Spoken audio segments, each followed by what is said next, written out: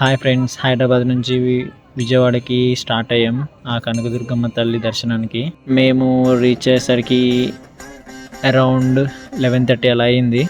ఇంద్రకీలాద్రి పైకి పార్కింగ్ లేదంటే ఇంకా కిందనే పార్క్ చేసాము. సో పార్కింగ్ వచ్చేసి 50 రూపీస్ టికెట్. మనకి ఇక్కడ ఫ్రీ బస్సెస్ ఉంటాయి ఎవ్రీ 10 మినిట్స్కి అలాగా. డైరెక్ట్ మనకి ఇంద్రకీలాద్రి పైన డ్రాప్ చేయడం జరుగుతుంది.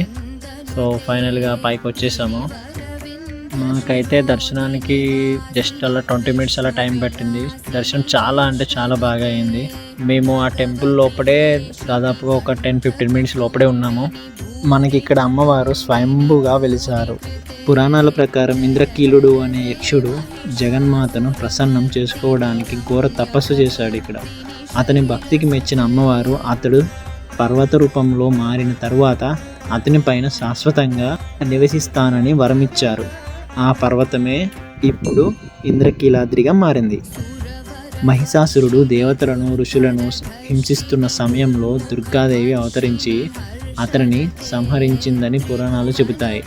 అందుకే అమ్మవారు మహిషాసుర మర్దినిగా ప్రసిద్ధి చెందారు. ఆలయంలోని విగ్రహం కూడా మహిషాసురునిపై విజయం సాధించిన రూపంలో దర్శనమిస్తుంది.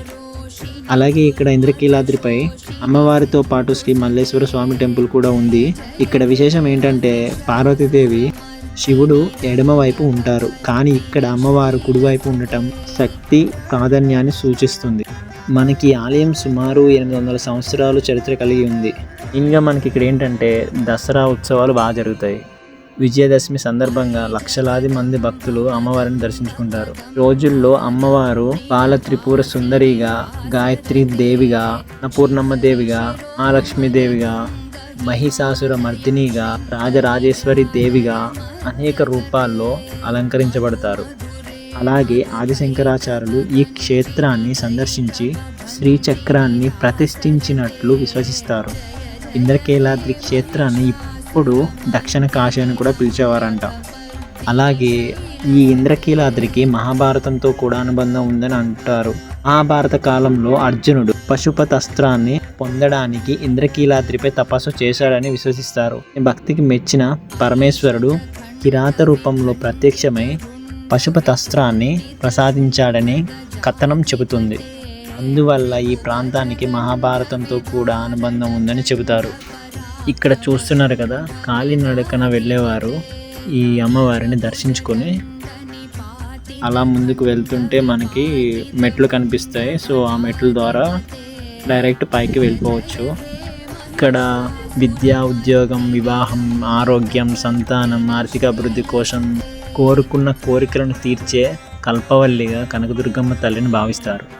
అలాగే అమ్మవారిని దర్శించుకోవడానికి భక్తులు మన స్టేట్ నుంచే కాకుండా అదర్ స్టేట్ నుంచి కూడా వస్తారు. విదేశాల నుంచి కూడా ఈ అమ్మవారిని దర్శించుకోవడానికి వస్తారు. కృష్ణానది తీరాన వెలిసిన ఇంద్రకీలాద్రి కనకదుర్గమ్మ క్షేత్రం భక్తికి, శక్తికి నిజస్వరూపం.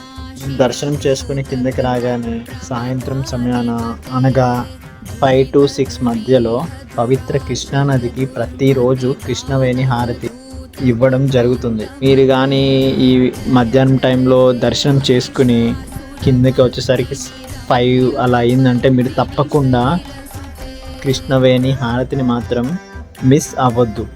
ఎందుకంటే వేద మంత్రాలు, మంగళ వాయిద్యాలు, దీపాల కాంతుల మధ్య జరిగే ఈ హారతి ఎంతో అంటే ఎంతో అద్భుతంగా ఉంటుంది. దీనిని చూడడానికి ఎందరో భక్తులు వెయిట్ చేస్తూ అక్కడే ఉంటారు. ఈ కృష్ణవేణి హారతి చాలాసేపు అనేక రకాల హారతులను ఇవ్వడం జరుగుతుంది. చూస్తున్నారు కదా, ఎంత అద్భుత దృశ్యం అంటే ఆ ఇంద్రకీలాద్రి సాక్షిగా కృష్ణవేణి హారతి ఒక వైభవంలా కనిపిస్తుంది. మన మనసుకు ఎంతో ఆధ్యాత్మికంగా, అలా అంటే చాలా పీస్ఫుల్గా అనిపిస్తుంది.